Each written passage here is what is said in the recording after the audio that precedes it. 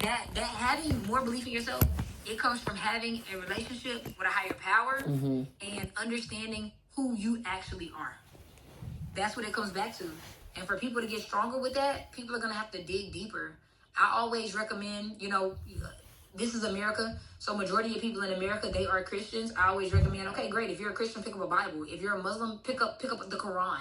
If you're a Buddhist, pick up the whatever the heck they study. I don't care what you pick up, but go pick something up, And then outside of that, I always recommend them to read books, Power of Awareness, Think and Grow Rich, The Power of Your Infinite Mind. The Power of Your Subconscious Mind. Power of Your Subconscious Mind. I got that book sitting right there in front of me. Then you got The Science of Getting Rich. You got Psycho-Cybernetics. You got Open Your Mind to Prosperity. I got so many different books that that help your mind be in a position where you have nothing but unbreakable, like you just have an unbreakable mindset. That's how you do it. That's it. For those that cannot have access to the books, what are some things they can do today, right now, to have that unbreakable mindset or unbreakable faith in themselves or unbreakable belief in themselves? They say they can't, imagine they can't afford the books. So what are some things they can start doing today? They can get all those books for free online. They can get every single book for free online. All of them. They are all free. Every book I named is free. See, when it comes to self-belief, you mentioned that you have to speak it. Can you dive deep into how powerful our words are and why our words are so powerful? Man, words are some of the most powerful things in the world. They're the most powerful thing in the world. When you think of spelling the word spelling, spelling, that is a verb. When you look at the word spell, spell, spell. In order to develop a word, you have to spell the word. So that means that every single word that you're saying, you're putting a spell on yourself. It's either a good one or it's a bad one, and you get to choose. So words are some of the most powerful things that anybody can have. You have seen words destroy people. You have people that said crazy things to them. You're so stupid. You're so dumb. You can't do anything right. And those are words that stick inside of some people's heads for the rest of their lives. Every time something challenging comes up, I'm so stupid. I'm so dumb. I can't. Those are words. And then you have somebody else that says, oh, I can do that easily. That's not a problem at all. I'm the smartest person in the room, so I can definitely handle that.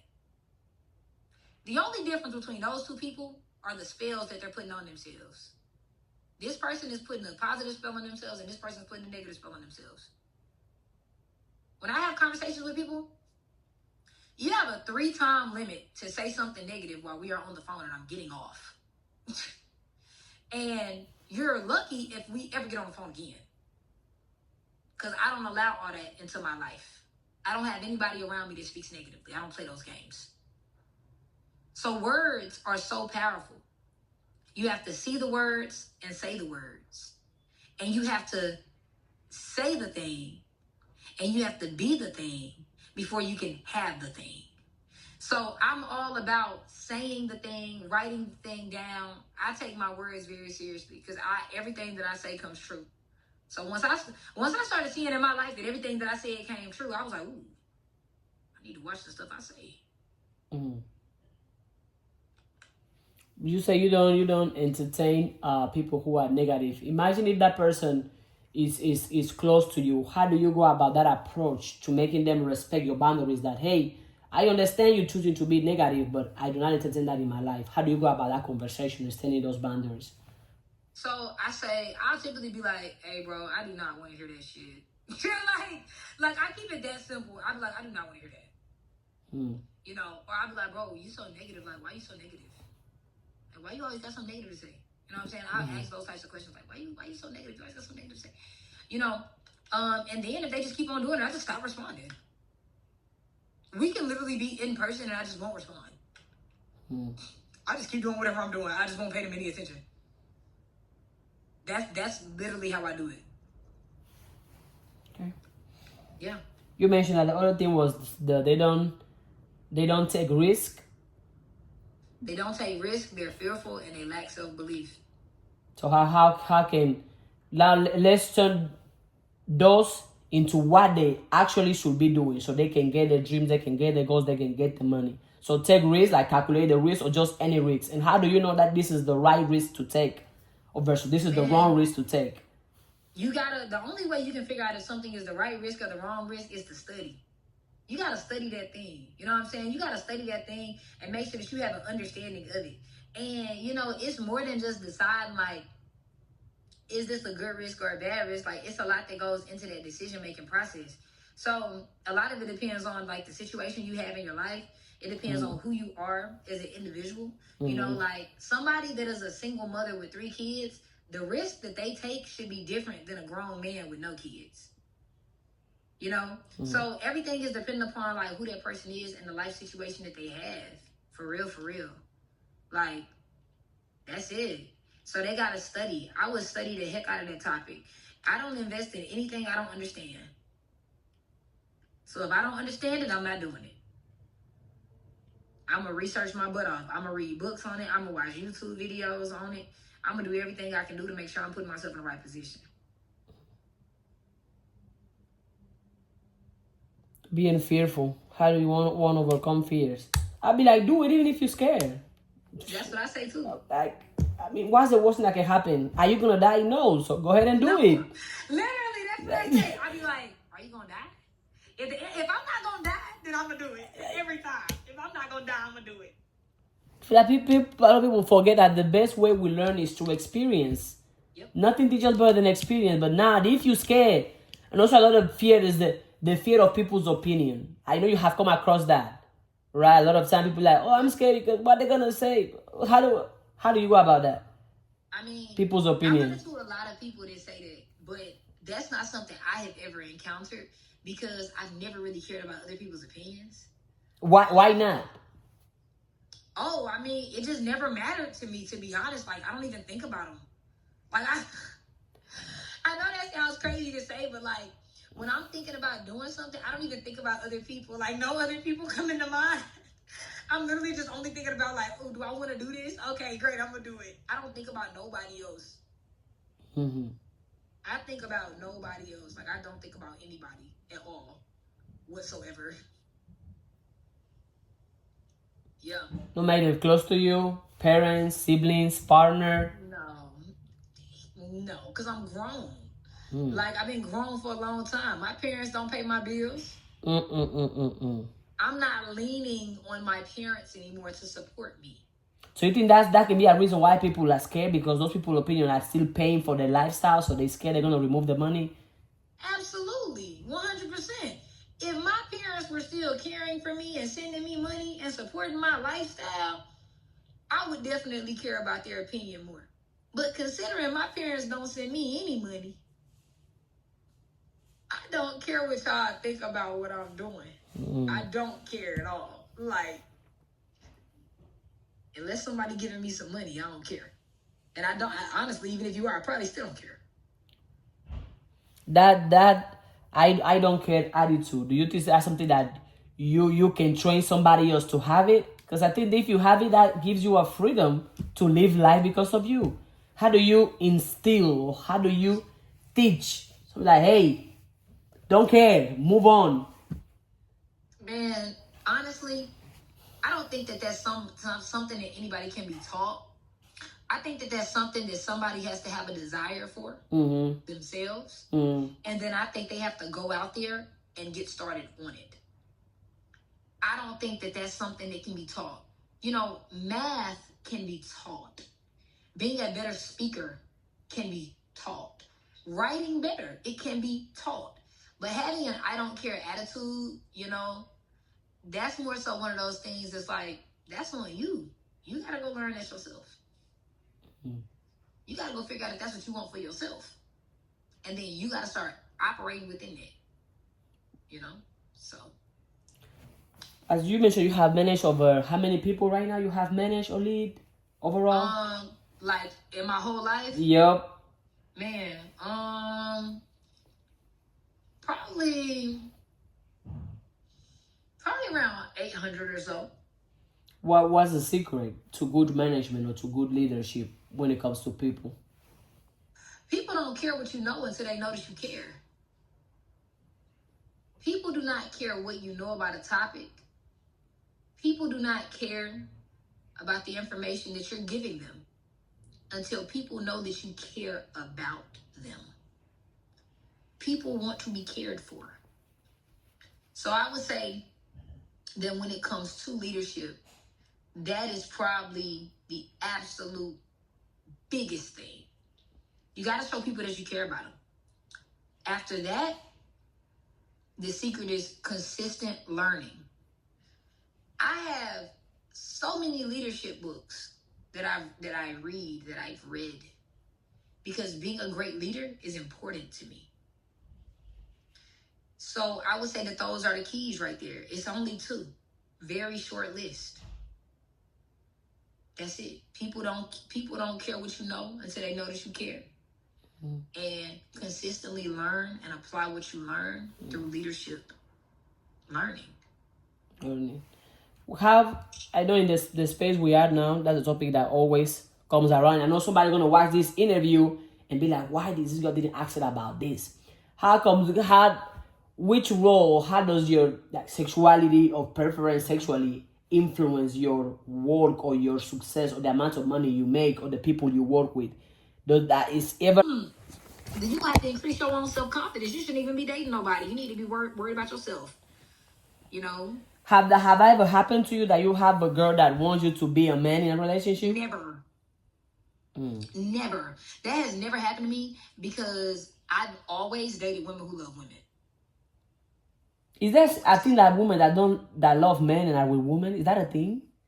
That is a thing. I think it's very odd. I think that there's a lot of straight women that try to use lesbian women as like experiments because they're trying to experiment within their sexuality.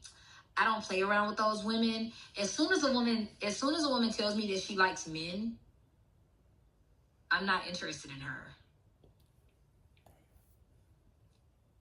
What if she been with men in the past, but now she accepts that she is gay and she want to be with women? I'm perfectly fine with that. Welcome. Come on in.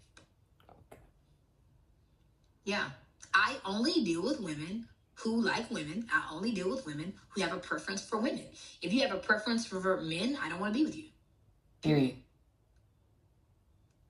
And for those that don't know who they are, they should just go back and figure it out yourself first. Accept yourself first. Go into a dungeon, write in your journal. Go figure that out. I don't know.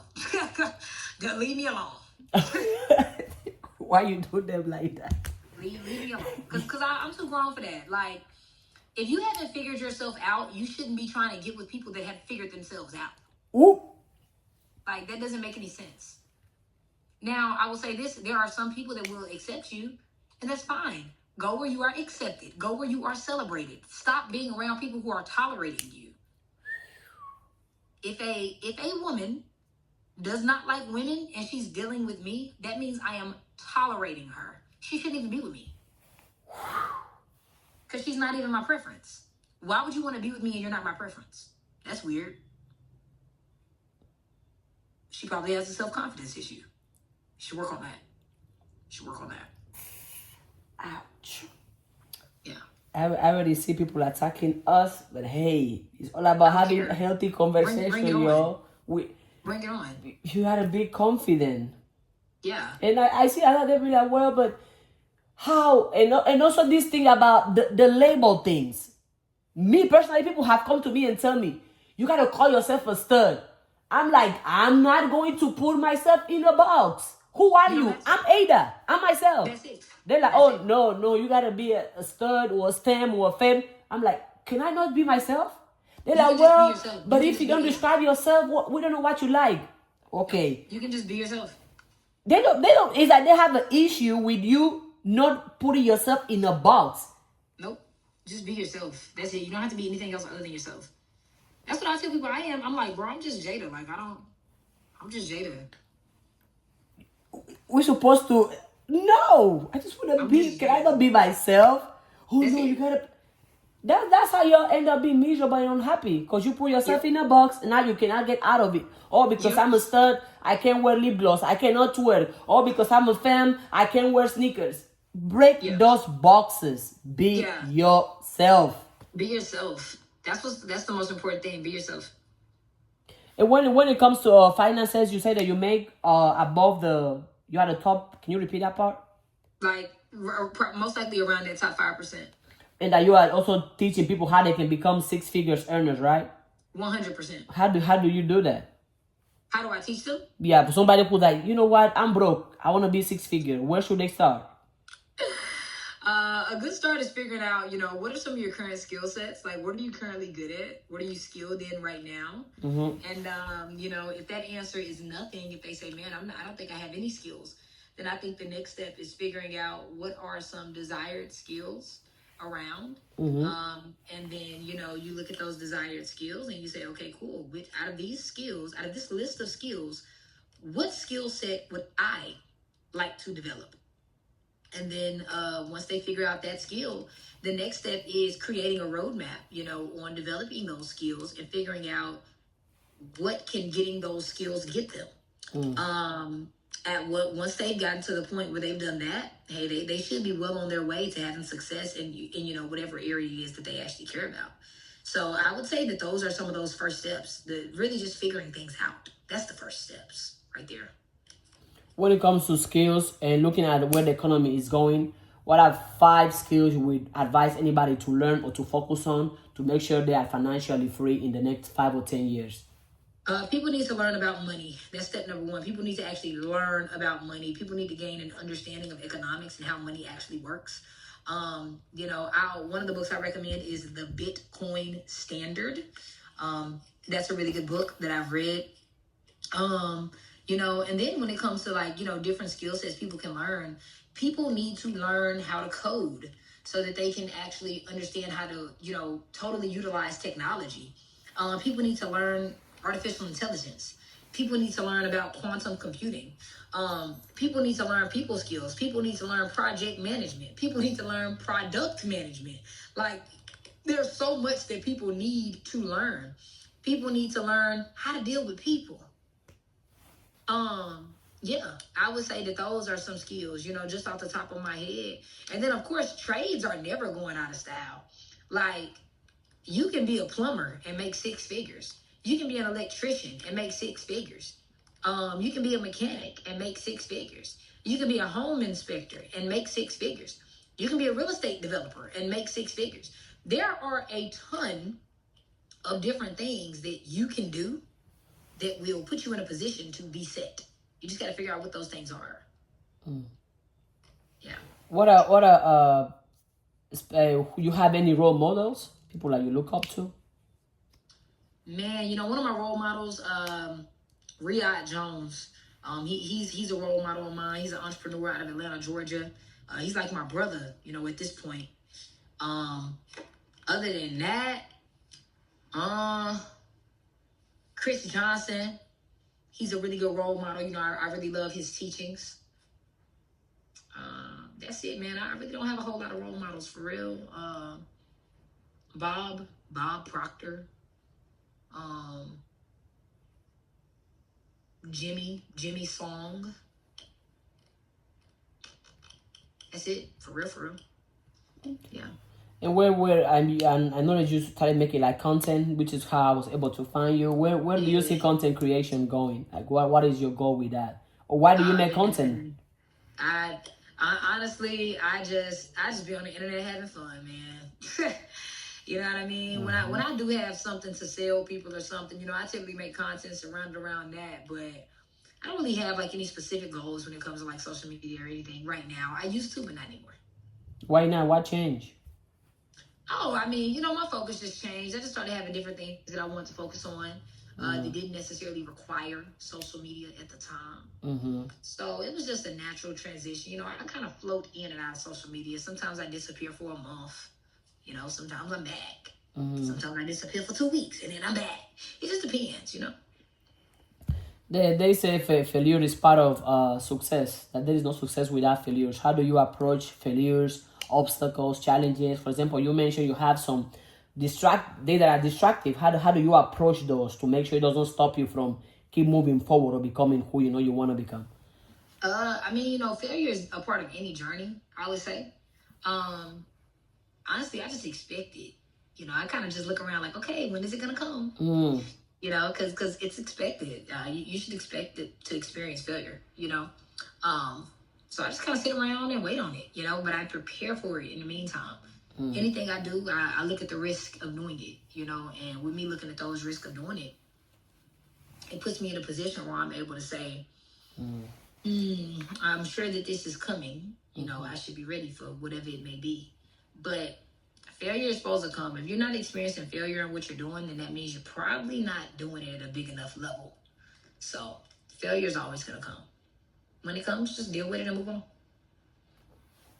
If you could imagine you met yourself from 5 years from today, which advice you think she will give you?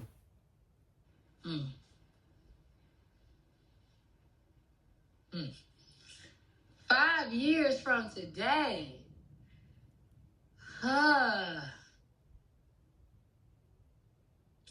Man, I don't even know. I think she'd probably say,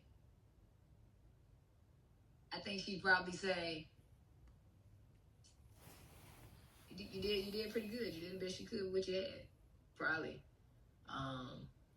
Man, I don't know what advice. She'll probably tell me I could have had more fun. Something like that. Oh. Yeah, I can see that. I can see myself in 5 years being like, man, you could have had a little bit more fun. Well, what do you do for fun right now? I know you mentioned that you mentioned how you be studying a lot. But when it's time for fun, what is fun to you? What does fun look like for you? At least for me, I work out, it's fun for me. I dance, it's fun for me. I read, it's fun for me. And I just go out for walks. That's fun for me. What do you do for fun? Man, all the things you just named, I like all those things. I hang out with my friends, I work out, I travel, I talk to my friends, I talk to my family. Things like that. Those are more so the things that are like fun for me, I read, I grow. Man, I really enjoy learning. Like, that's probably the most fun thing in the world for me. But when I'm not doing that, I might hang out with my friends and stuff. So, yeah, I would say that's it. Okay. Well, in knowing how successful you are right now and how successful you plan to be in the future, what does dating becomes to you? You feel like women, they may approach you for money, for looks, for fame, for attention. How do you approach that? Man, I don't approach. Yeah, man, listen, I be chilling, okay? People come in my DMs pretty often, and I just kind of, I ignore a majority of the people. I ignore about 99% of the people that don't DM her, y'all. Stop. Yeah, I mean, you can DM me, but I run a strict ship around here, so okay. I'm usually just not interested in the people that DM me. So you had like your what are your dating standards or rules? Let's see. Oh God, okay, man. After this, I gotta go because I gotta go to lunch with some friends. Okay. Oh man, my dating standards. Ooh. Okay, so for me, man, you have to be a very confident woman. Number one, you have to be confident. I have to find you attractive. That's actually number one. Number one is I have to find you attractive. Number two, you definitely got to be confident. Your confidence has got to be where it needs to be. You have to be someone that's a lifelong learner. That's very, very important for me. You have to be so that means you need to be reading, you need to be listening to podcasts, you need to be constantly trying to better yourself. You have to have a good idea of where you're going in your life. You have to definitely looking for somebody that's family oriented. You have to want to be a wife, and you have to want to have children. I would say gotta know how to cook. We are not accepting burn it up. You need to know how to cook. You coming around here, you know. Let me see. You gotta love to travel. You gotta be in shape. You know, you need to look like you go in that gym. You need to look like it. It's not enough to just go. You need to look like you go. You know, you gotta be healthy. You gotta have a healthy diet. You know, every time we talk on the phone, I shouldn't hear you going through a drive-through. You know, listen, I get real serious. Now it makes sense why 99% of them get ignored. They get ignored. A lot of them get ignored. You know, so yeah, you know, I don't want to be anybody's stepmother either. You know, so sorry, I'm not supporting your kids. I'm not buying presents for your kid. I don't want to take your child to a doctor's appointment. I do not want to pick your child up from school. I do not want to go to your child to graduation. I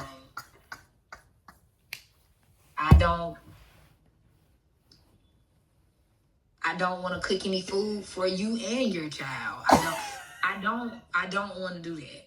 You know, I don't. I've never been in a situation where I said, "Ooh, I can't wait to be somebody's stepmama." Like, it's not for me. Nothing against mothers. You know, I love mothers. Motherhood is a beautiful thing. It's just, you know, I prefer people that aren't mothers yet. Okay. Yeah. Before you head out to your hang out with your friends, imagine there is 1 billion people watching you, listening to you right now. What is one piece of advice you would give them, or some words of inspiration to the billions of people watching you?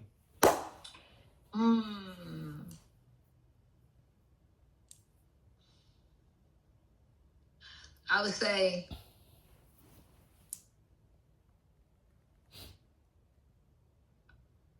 always focus on the main thing, even when it becomes difficult for you to focus on the main thing. Make sure that you do everything you can do to control your focus, because where your focus goes, your life flows. So you need to focus on what's most important to you, whatever that may be. If you're not focused on those things, you really shouldn't expect those things to improve. So focus on you and focus on the things that you know you need to focus on to change your life into what your life needs to be. That's what I would say. Focus on you. Because